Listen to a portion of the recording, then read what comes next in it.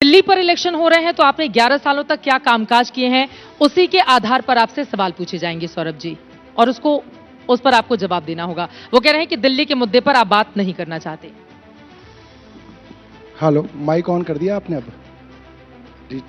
Chitra ji, mic off किया नहीं था, बस गलत बात है कि आपने मेरी शांति हो जाए इस वजह से मैंने गुजारिश की थी।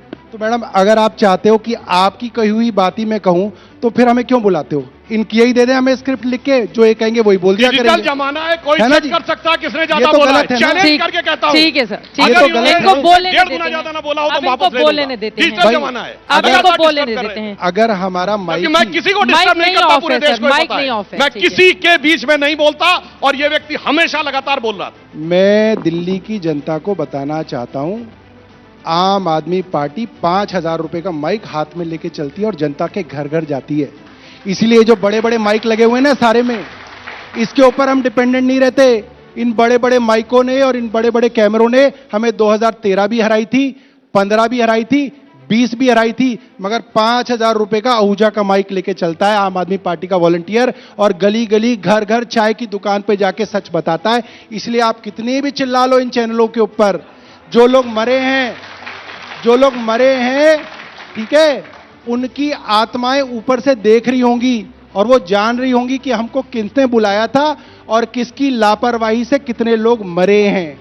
आप छुपा लो, चैनलों पे मत चलवाओ खबर, चैनलों पे बहस भी मत होने दो, मगर सच्चाई कब तक छुपाओगे आप लोग? कब तक छुपाओगे? आपसे मैंने सारी चीजें पूछी, आपने सारी दुनिया की 2013 की बता दी, पठानकोट की बता दी, यहां की बता दी, वहां की बता दी। भैया आप ये नहीं बताया, कोई नहीं लाया, आपने ये नहीं बताया कि 2025 में महाकुंभ में आपकी डबल इंजन की सरकार के दोनों इंजन, जिनको वहां पे महाकुंभ की अरेंजमेंट देखनी थी, वो अरेंजमेंट छोड़ के दिल्ली के अंदर रैलियां क्यों कर रहे थे? आपको वहां नहीं होना चाहिए था, आपको महाकुंभ में होना चाहिए था। आपने बुला लिया, मतलब मैं किसी को बुला लूं और मैं उठ के कहीं और चला जाऊं, कौन मैनेज करेगा? इसीलिए तो किसी की जवाबदेही नहीं तय हो पा रही। क्यों नहीं हो पा रही? क्योंकि आपने वहां पे प्रशासन नहीं चलाया और आपको प्रशासन चलाना आता भी नहीं है। आप झूठ बोलते हैं कि आपको प्रशासन चलाना आता है, आप इसको सिर्फ मैनेज कर रहे हैं, और वो ईडी और सीबीआई के डंडे को दिखा के आप मैनेज कर रहे हैं पूरे देश को। मगर देश अब समझ रहा है, धीरे धीरे सब समझ रहा है। जब आपकी मिसमैनेजमेंट के ऊपर उंगली उठाएं तो आप इसमें कहते हैं इसमें तो सनातन का अपमान हो गया। भैया, वो जो लोग मरे हैं वो सनातनी नहीं थे, वो हिंदू नहीं थे। उन हिंदुओं की मौत का जिम्मेदार कौन है वो तो बताइए, या इसमें कोई कॉन्स्पिरेसी थ्योरी ढूंढ के लाएंगे?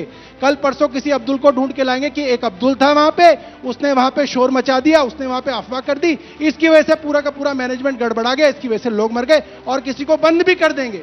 जब तक उसका मुकदमा चलता रहेगा, लोग कहेंगे हाँ यार, किसी अब्दुल ने जो है ना करोड़ों के लिए, मतलब हजारों करोड़ रुपए खर्च करके आपने लोगों को बुलाया, और आपका बेसिक मैनेजमेंट नहीं था। मैं रामलीला कराता हूं अपने यहां, 5,000 लोग आते हैं रामलीला के अंदर, मगर हमको ये चीज का अंदाजा होता है कि आपने 5,000 लोग बुलाए हैं। अगर वहां पे कोई अफवाह हो गई, भगदड़ मच गई, तो एग्जिट गेट्स कहां कहां है, ये तो बेसिक है।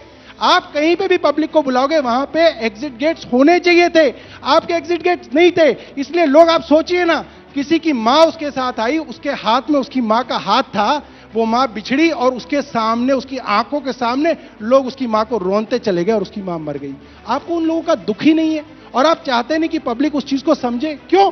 क्योंकि आपको लगता है आपने एक पॉलिटिकल इवेंट बनाया है, उस इवेंट के ऊपर कोई जो है क्वेश्चन मार्क ना उठ जाए, और उसकी वजह से जो आपकी सरकार के जो अफसर हैं वो निरंकुश होते जा रहे हैं, क्योंकि उनको लग रहा है अरे कुछ हो जाएगा तो सरकार मैनेज कर लेगी खबर, हमारे को तो सस्पेंशन भी नहीं होगा। आप ये सोचिए, किसी की नेग्लिजेंस से एक आदमी मर जाए, डीसीपी सस्पेंड हो जाता है। यहां पे 30 लोग तो ये बता रहे हैं, मेरे को पता चला है 100 से ज्यादा लोग मरे, एक कांस्टेबल सस्पेंड किया हो इन्होंने, तो बता दो, क्योंकि कोई जवाबदेही नहीं है उनके ऊपर, कोई उनकी जवाबदेही नहीं है, कोई उनकी अकाउंटेबिलिटी नहीं है। इससे देश नहीं चलेगा सुधांशु जी, आपको बैठ के प्रशासन चलाना पड़ेगा, हवाबाजी से काम नहीं होगा।